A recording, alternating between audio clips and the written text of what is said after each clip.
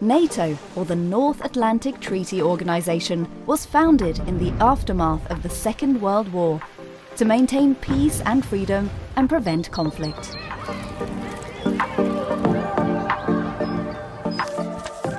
In 1949, facing a growing threat from the Soviet Union, 12 countries from Europe and North America signed a treaty committing to the principle of collective defense. An attack against one of these countries would be considered an attack against all of them. Since then, NATO has helped to preserve peace for its members by providing a unique forum for dialogue, peaceful resolution of disputes, and cooperation on a wide range of political and security-related issues. And also by deterring aggression from potential adversaries. Today, NATO has 32 member countries from Europe and North America, known as allies. NATO's founding treaty allows for other European countries to join the alliance, as long as all existing members agree and requirements are met. Aspiring members must share NATO's core values of individual liberty, human rights, democracy, and the rule of law, and also adhere to the principles of the United Nations Charter. They have to fulfill political, economic, and military obligations, including being able to contribute to the security of the Euro-Atlantic area. They must also have a functioning democratic political system and be committed to preventing crises and conflicts.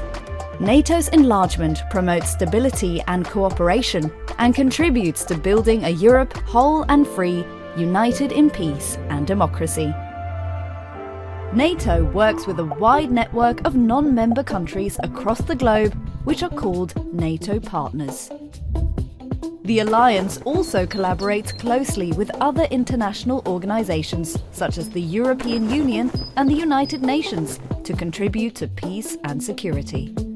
These organizations and partner countries team up with NATO on many activities, including military training exercises, crisis prevention and management, information sharing, and much more. These partnerships allow NATO and its partners to tackle common challenges like terrorism, cyber attacks, or climate change. Cooperating with partners that share NATO's core values contributes to stability beyond our borders and enhances our security at home. When you hear the word NATO, you probably think of planes, battleships, and armies. But the true heart of NATO is consensus. NATO is a place where countries come together to discuss security issues and agree on common responses. All member countries are represented equally in the North Atlantic Council, the chief political decision-making body of the alliance. Decisions are agreed by all allies. This means that when NATO acts, it reflects the collective will of all its members. NATO is also the only place that brings Europe and North America together every day to address issues related to our security and defense, demonstrating with concrete actions our strong transatlantic bond. There is no NATO army.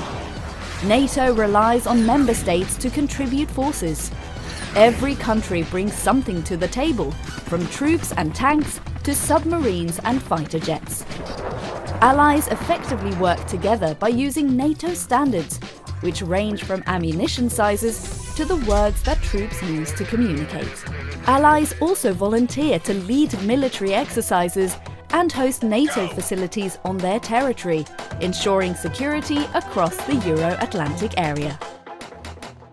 Every NATO country contributes to the costs of running the alliance based on a calculation linked to gross national income. And every member also contributes with a percentage of its budget and provides forces and capabilities to NATO. Allies share the costs of NATO's operations and missions, headquarters, command structure, and jointly owned equipment. In certain cases, groups of allies can also build new initiatives, like its multinational fund to support research and investments in cutting-edge technology.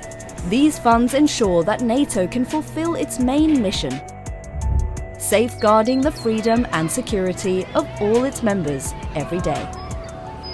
Using both political and military tools, NATO can respond to large-scale crises, including conflicts, natural disasters, or humanitarian emergencies. For example, NATO and its partners help build security and stability in the Western Balkans and cooperate to fight terrorism. NATO also provides assistance during various emergencies affecting people, like devastating flooding, pandemics, or earthquakes.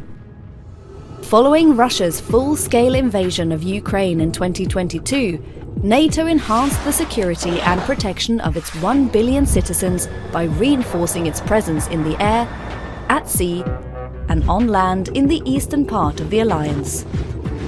NATO also helps to prevent crises, both by diplomatic means and by deterring aggression. The strength and unity of allies who are committed to collective defense sends a powerful message discouraging any potential adversaries from attacking a NATO member country. Today, Russia is the most significant and direct threat to the alliance's security, using conventional, cyber, and hybrid means in an attempt to destabilize NATO and its partners. Russia's war against Ukraine has shattered peace in Europe. Terrorism continues to represent a global security challenge. Conflict and instability in Africa and the Middle East directly cause large-scale migration and loss of life.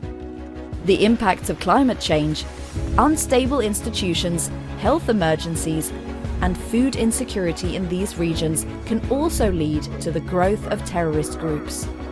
China's military build-up and coercive policies challenge NATO's interests, security, and values. Its malicious hybrid and cyber operations, including disinformation campaigns, target allies and threaten our security. NATO is also faced with security challenges from the development of new technologies like artificial intelligence, the erosion of arms control agreements, and threats to energy supplies. Since the alliance was founded, the world has fundamentally changed, but NATO's main goal remains unchanged. Year after year, the alliance will continue to adapt to keep its citizens safe, remaining ready to face tomorrow's challenges.